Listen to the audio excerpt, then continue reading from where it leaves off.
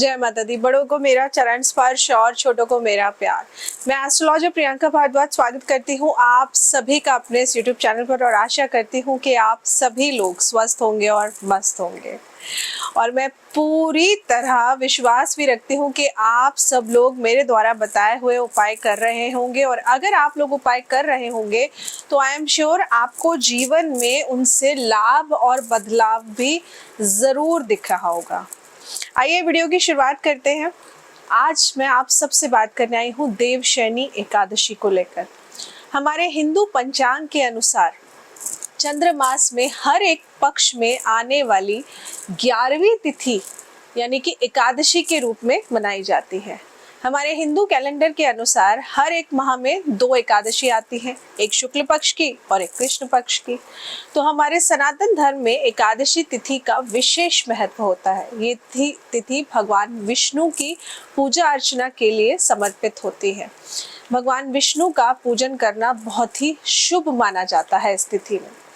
एकादशी का व्रत भगवान विष्णु की आराधना करते हुए सभी तरह की मनोकामनाओं को प्राप्त करने का एक पूर्ण कहा जाता है कि अगर आप एकादशी का व्रत करते हैं या आप एकादशी पे पूजन करते हैं तो प्रभु श्री हरि विष्णु की कृपा आपको विशेष तौर पर जरूर मिलती है। एकादशी का व्रत प्रभु श्री हरि विष्णु की कृपा पाने का एक विशेष साधन होता है। आषाढ़ महीने के शुक्ल पक्ष की एकादशी को आषाढ़ी एकादशी, हरिशयनी एकादशी और पद्मनामा एकादशी और देवशयनी एकादशी के नाम से जाना जाता है। इस बार देवशयनी एकादशी 29 जून यानी कि गुरुवार के दिन पड़ रही है। तो इस बार की एकादशी वैसे ही बहुत खास हो जाती है क्योंकि गुरुवार को पड़ रही है, प्रभु श्री हरि विष्णु के दिन ही पड़ रही है। तो आइए जानते हैं कि देवशयनी एकादशी तिथि का महत्व और पूजा पाठ हमें किस तरह करना है, क्या इसका महत्व है। देवशयनी एकादशी का महत्व सभी एकादशियों में से इस देवशयनी एकादशी का विशेष महत्व होता है क्योंकि देवशयनी यानी कि भगवान के विश्राम का समय। देवशयनी, शयन मतलब सोना, विश्राम करना। तो हमारे धर्म ग्रंथों और पुराणों के अनुसार देवशयनी एकादशी तिथि से भगवान विष्णु 4 महीने के लिए क्षीर सागर में शयन करने के लिए चले जाते हैं। इस कारण से ही हरिशयनी या देवशयनी एकादशी के नाम से हम इस एकादशी को जानते हैं।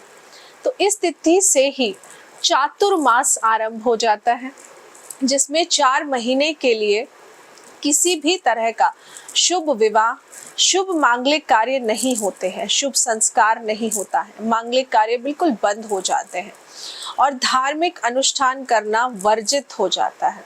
लेकिन इसमें ये बिल्कुल भी मतलब नहीं है कि आप पूजा पाठ नहीं करेंगे या फिर आप अपने उपायों को नहीं करेंगे, ऐसा कुछ नहीं है।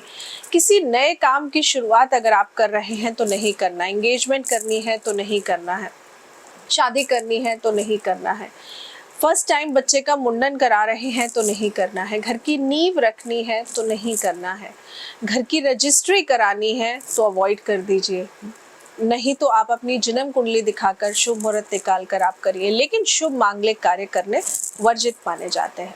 देवशयनी एकादशी की तिथि के बारे में अब हम जान लेते हैं। तो जैसा कि मैंने कहा कि 29 तारीख को पड़ेगी देवशयनी एकादशी और इस दिन क्योंकि गुरुवार है तो एकादशी तिथि 2023 आषाढ़ शुक्ल पक्ष देवशयनी एकादशी तिथि की शुरुआत हो जाएगी 29 जून 2023 को सुबह 3:20 से और देवशयनी एकादशी तिथि का समापन होगा 30 जून को सुबह लगभग 2:40 पर। तो देवशयनी एकादशी हम सब मनाएंगे गुरुवार को, थर्सडे को, 29 तारीख को। और देवशयनी एकादशी की पूजन विधि क्या है वो मैं आप सभी को बता देती हूँ। देवशयनी एकादशी तिथि भगवान विष्णु की आराधना के लिए सबसे अच्छी तिथि मानी गई है क्योंकि एकादशी तिथि विष्णु जी को अति प्रिय है। इसलिए इस दिन जप तप पूजा पाठ उपवास करने से मनुष्य को श्री हरि विष्णु की कृपा प्राप्त करने से कोई नहीं रोक सकता है। भगवान विष्णु को तुलसी बहुत ही प्रिय होती है। बिना तुलसी दल के भोग इनकी पूजा को हमेशा अधूरा माना जाता है। इसलिए जब भी आप एकादशी का व्रत रखते हैं या वैसे भी कोई पूजन करते हैं तो तुलसी दल डालकर, जिन्होंने घर में ठाकुर जी रखे हुए हैं, आप दिन में अगर 4 बार भी भोग लगाते हैं तो हर बार भोग में आप तुलसी दल जरूर डालिए, तुलसी के पत्ते जरूर डालिए, नहीं तो वो भोग आपका पूर्ण नहीं माना जाता है। तो ऐसे में देवशयनी एकादशी पर आप तुलसी की मंजरी, पीला चंदन, रोली, अक्षत, पीले पुष्प, ऋतु फल जो भी इस समय फल आ रहे हैं, इसके अलावा पीले फूल और धूप दीप, मिश्री, इन सभी चीजों से भगवान का आप पूजन करें। भगवान वामन का भक्ति भाव से पूजन करना चाहिए। पद्म पुराण के अनुसार देवशयनी एकादशी के दिन कमल लोचन भगवान श्री हरि विष्णु का कमल के फूलों से पूजन करने से तीनों लोकों के देवताओं का पूजन हो जाता है, ऐसा कहा जाता है, ऐसा पद्म पुराण में लिखा हुआ है।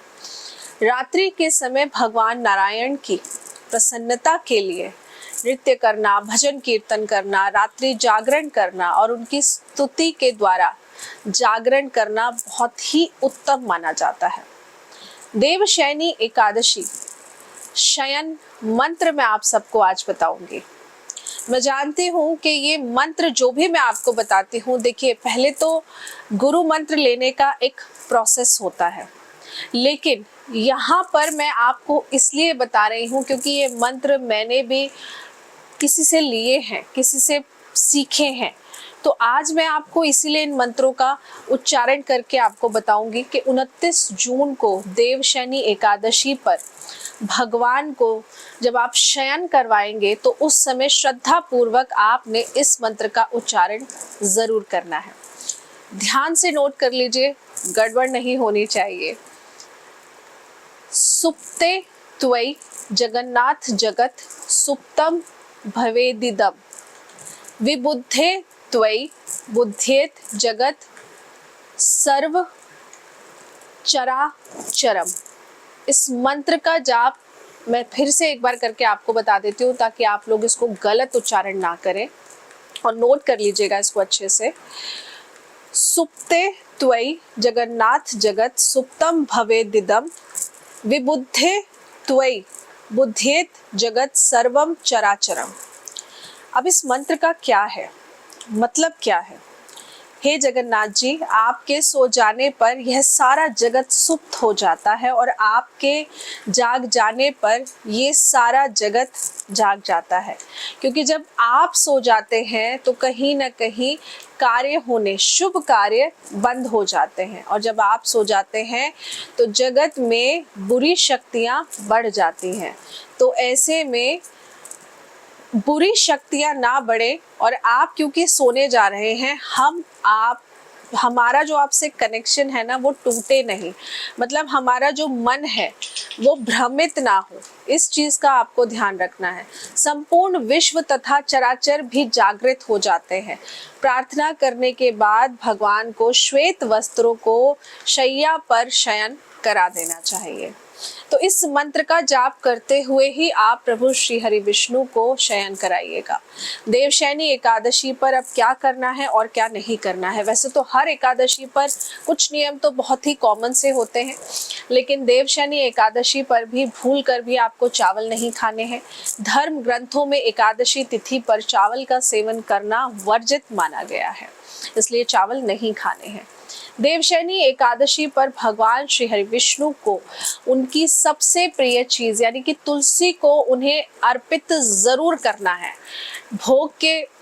भोग में भी मिलाइए, तुलसी माला भी उनको अर्पण करिए, और इसके बाद ध्यान रखें कि तुलसी के पत्तों को तोड़ते हुए पवित्रता बनाए रखें, ये बहुत जरूरी है। एक तो एकादशी वाले दिन नहीं तोड़ने हैं और बिना नहाए तुलसी के पत्ते नहीं तोड़ने हैं, इस बात का खास तौर से ध्यान रखिए।